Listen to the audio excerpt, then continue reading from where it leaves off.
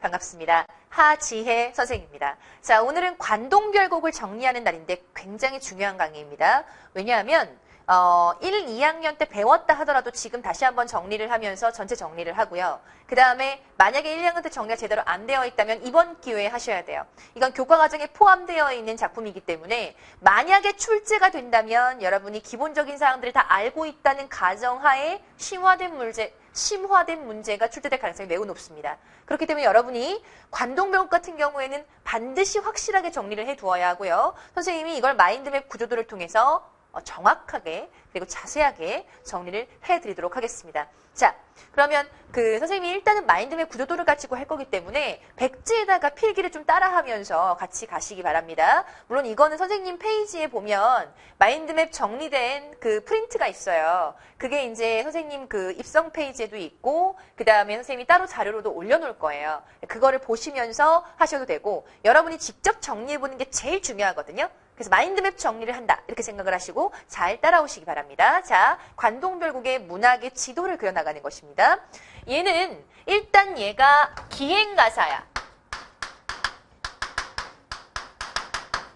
자, 기행가사이기 때문에 기행문이잖아. 기행문이니까 당연히 세 가지 요소가 제일 중요하고 이게 출제 포인트야. 자, 기행가사니까 당연히 여정, 견문, 감상. 나중에 기행문들 봐라. 그럼 문제 나오는 출제 포인트 딱 정해져 있어. 어디 가서 뭐 보고 뭐 느꼈는가. 요게 다예요. 오늘은 선생님이 관동별곡 요 중심으로 해서 마인드맵 구조도를 할 거고요. 그 다음에 관동별곡은 또 하나 얘는 양반이 쓴 양반가사야. 양반가사니까 당연히 양반의 가치관이 나오겠죠. 약간 유교적인 가치관이라든가 아니면 그 당시 양반들이 좋아하던 종교가 뭐냐면 도교예요. 신선되고 싶어하는 그런 심리라든가 이런 것들이 등장을 합니다. 불교는 안 들어가 있습니다. 자, 그 다음에 이제 정철의 이 작품에서 이 작품은 정격가사. 정격가사라는 건 율격이 정해져 있다는 뜻이야. 마지막에 끝날 때 뭘로 끝나냐면 3~5~4~3으로 끝나요. 정격가사는. 변격가사는 요게 약간 율격이 흐트러집니다. 3~5~4~3 요 율격이 약간 흐트러지고요. 기본적으로 얘는 가사 작품이기 때문에 가사라는 건 어떤 거야? 가사라는 건 사사주, 사음보, 연속체의 형태를 띠고 있습니다. 다시 사사주, 사음보, 연속체의 형태를 띠고 있다. 이거는 그러니까 당연히 율격이, 운율이 정해져 있는 그런 장르라고 볼 수 있죠. 자, 그러면 일단 서사. 모든 글은 처음, 가운데, 끝으로 이루어져 있는데 이 가사도 마찬가지로 서사, 본사, 결사로 이루어져 있어요. 다른 작품들도 그랬죠. 서사, 그리고 본사, 그 다음 결사. 자, 서사에서는 처음에 얘가 어디에 누워 있었냐면 균림에 누워 있어. 균림이 대나무 숲이거든. 그러니까 자연 속에 누워 있어. 이렇게 누워 있다가 자연 속에 파묻혀 있다가 얘가 어디로 가냐면 임금님이 갑자기 야, 정철, 너 와서 관동 800리에 강원도 관찰사 해. 관찰사 그러면은 요즘으로 따지면 시장 같은 거야, 시장. 이 높은 자리를 딱 준 거지, 지위를. 그래서, 임금님 감사합니다. 그러고 막 달려가. 사실은 정철이 이수의 뇌물 사건으로 낙향에 있었거든. 낙향에 있었으니까 이제 어디에 있었냐면 전남 창평에 있었어. 전남 창평 얘가 이제 고향인데 은서지라고 하죠. 은거하는 곳. 은서지에도 내려가 있었어. 그러니까 뇌물 사건에 걸려가지고 내려가 있었는데 임금님이 야 정철 너 와서 다시 일해 이런 거지. 근데 이거를 예쁘게 표현하느라고 어떻게 한 거냐면 내가 중림의 강호의 병이 깊어서 중림에 누워 있었어 이렇게 표현했어. 강호의 병이 깊어서 중림에 누워 있었어 이렇게 표현한 거로 보아서 강호라는 거는 강과 호수, 자연이란 뜻이죠. 자연의 병이 깊어, 자연을 사랑하는 병이 깊다는 뜻이야. 다시 뭐라고요? 자연을 사랑하는 병. 자연을 너무 사랑해서 걸리는 병, 자연 친화죠. 그거랑 관련된 한자 성어가 강호지병. 천서, 고황, 연하, 고질. 이제 자연을 사랑하는 병이 깊다라는 것이고, 천석관, 이것도 자연 사랑하는 병. 이 단어 나오면은 자연 사랑하는 거, 이런 뜻이에요. 어쨌든, 자연을 사랑해서 누워있었대. 사실은 뇌물사건 때문에 이렇게 낙향에 있었던 건데, 자연을 너무 사랑하여 이렇게 예쁘게 표현을 해놓은 거죠. 그러다가 임금님이 야, 너 일로 와. 그래가지고 얘가 이제 달려갑니다. 어디로 달려가? 한양으로 달려가요. 한양으로 가. 한양으로 갔다가 다시 어디로 가요? 부임지. 그렇지. 부임지로 갑니다. 한양으로 가서 임금님한테 뭐 하겠어? 임금님 다녀올게요. 감사합니다. 인사하고 이제 부임지로 가는 거죠. 자, 부임지에 갔더니 너무 내가 정치를 잘한 거야. 그 정치를 잘해서 영중이 다 무사해. 가명 안이 다 무사하고 시절이 3월. 날씨도 좋아. 왜 너네 그런 거 있잖아. 너네 시험도 잘 봤는데 성적도 좋은데 날씨까지 좋아. 놀러 가는 거지. 롯데월드 갑니다. 그런 거예요. 얘가 지금 강원도 왔는데 너무 내가 정치를 잘하고 성적도 좋고 그다음 날씨도 좋아. 그래서 이제 들어가는 거야. 금강산으로. 금강산 유람을 가는 거지. 그래서 본산은 두 가지예요. 처음에 산으로 들어가요. 금강산. 그 다음에 바다 가요. 관동 팔경. 다시 자 금강산에 갔다가 바다 관동 팔경. 여길 가요. 그럼 어디를 가는지 한번 볼까요? 산에 갔을 땐 어딜 가는가? 만, 금, 진, 개, 비, 화, 불. 자, 따라해보자. 따라해야 돼. 만금진개, 비화불. 시작.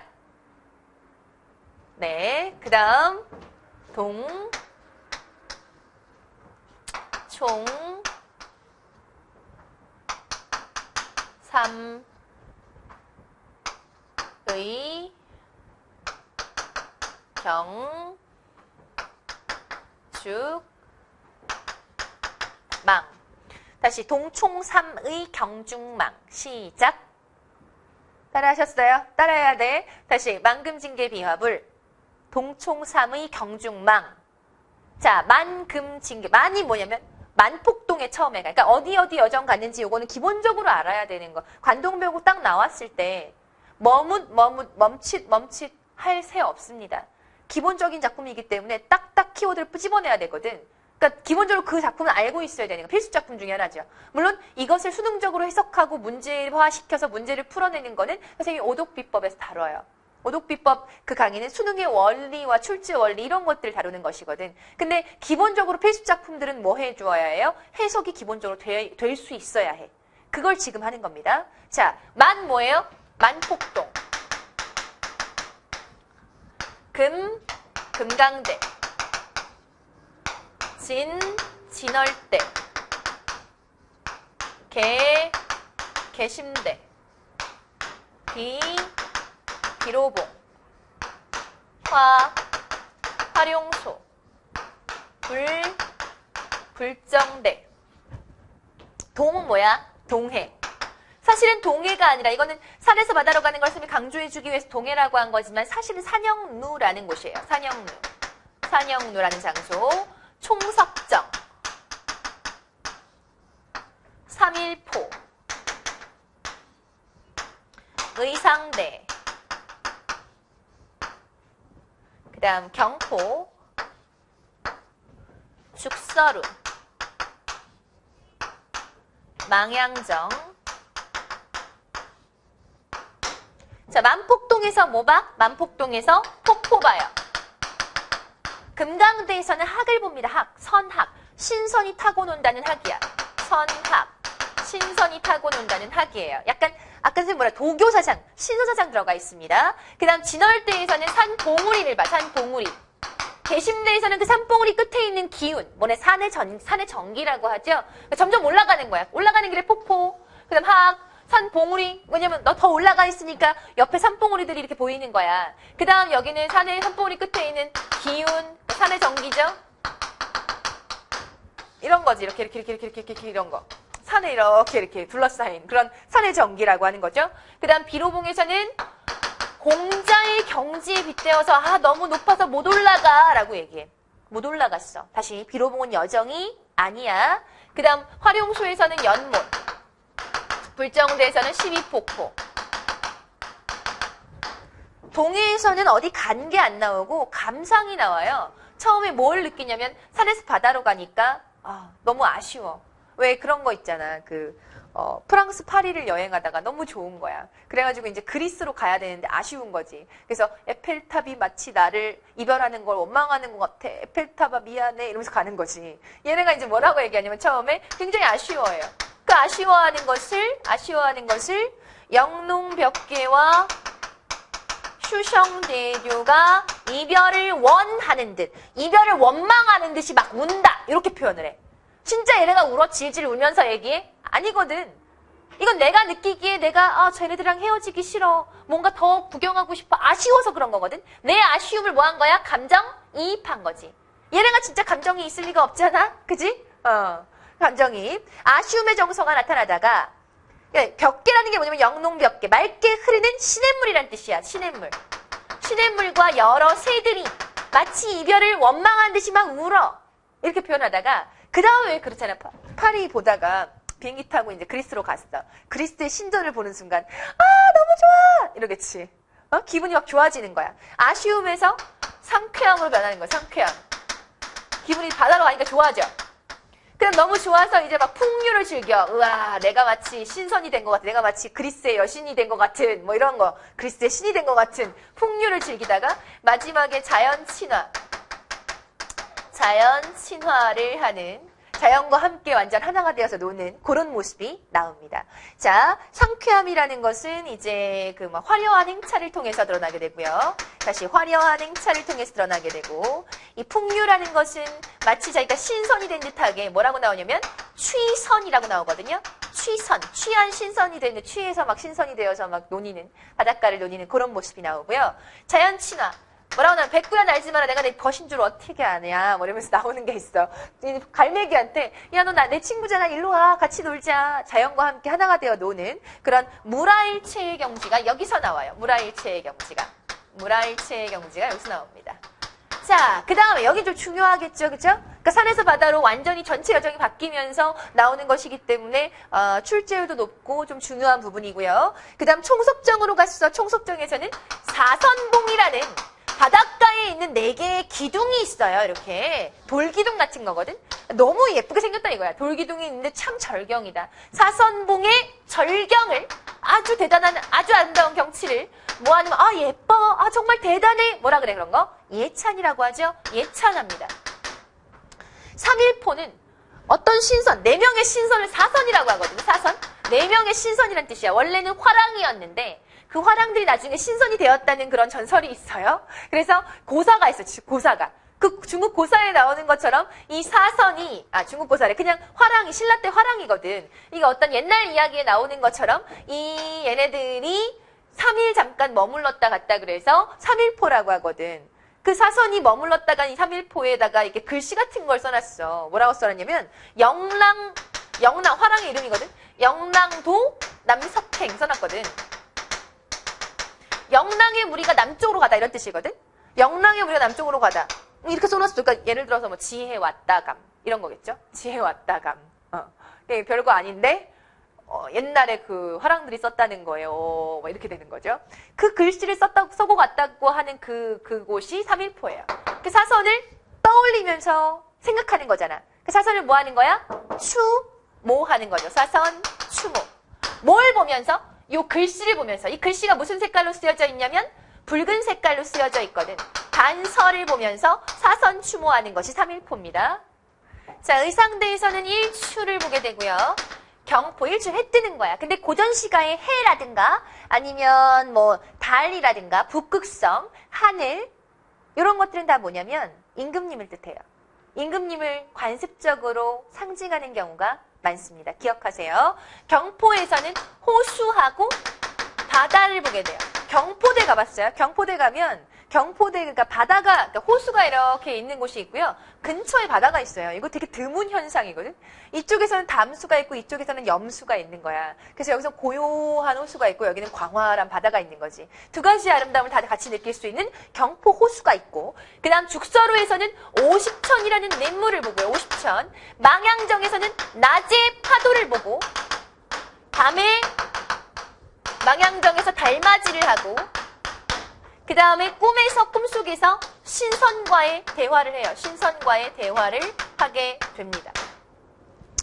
자, 이렇게 낮의 파도를 보고 망양정에서 여정의 이동은 없습니다. 그 다음에 이제 망양정에서 밤이 돼. 밤이 되는 여기서부터가 결사예요, 결사. 다시. 밤이 되는 여기서부터가 결사야. 그 달맞이를 하면서 달 뜨는 걸 보면서, 달, 임금님의 은혜를 생각하면서 그 빛이 쫙 비쳐서 온 세상에 비춰졌으면 좋겠다, 이렇게 생각하는. 그러니까 약간 백성들을 생각하는 거죠. 애민정신. 약간 백성을 사랑하는 그런 마음. 그런 게 좀 비춰지고요. 마지막에 신선과의 대화가 나타나. 여기서 계속 얘가 시적 화자가 신선되고 싶어 하거든. 잘 기억해. 요거는 이제 전체적인 얘기를 하는 건데요. 산이라는 여기서는 약간은 어떻게 보면 아직 얘가 그 정치를 하다가 잠깐 놀러 나온 거잖아. 그 처음 부분이니까 위정자, 정치가죠. 위정자로서의 책임이 강하게 느껴지는 부분이 많아요. 근데 그에 비해서 바다 부분으로 오잖아요. 그러면 인간 본연의 욕구를 강하게 드러내.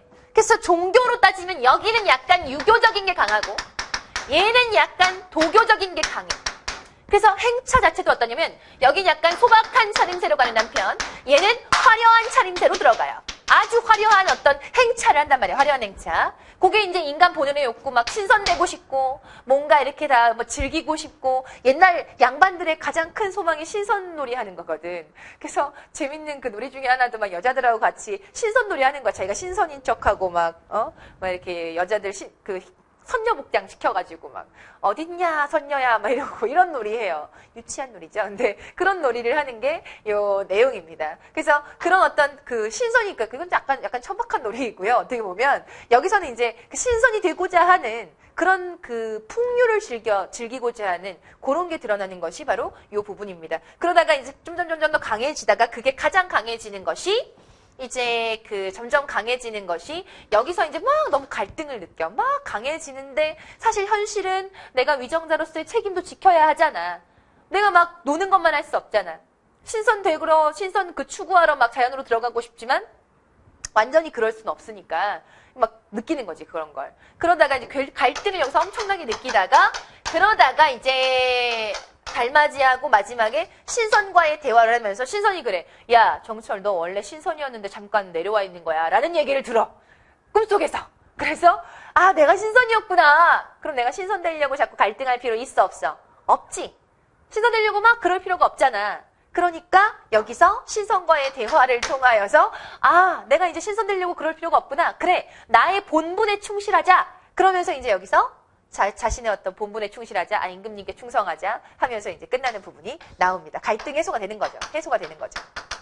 자, 이렇게 해서 전체적인 흐름이 완성이 되고요. 다시 보세요. 중림에 누워있다가 임금님이 관동 800리에 맡기셨어. 그래서 한양으로 간 거지. 임금님 감사합니다. 인사하고 부임지로 가요. 근데 사실 여기까지 되게 출제가 높아. 여기 중요하니까 조금 더 정리를 할 거예요. 서사할 때. 그 다음에 이 산에 가서 망금징계 비화불, 만폭동에서 폭포 보고요. 금강대 선악 보고요. 진월대 산봉우리 보고, 계심대에서 기운, 비로봉 못 올라가, 화룡수에서 연못, 불정대 칠폭포.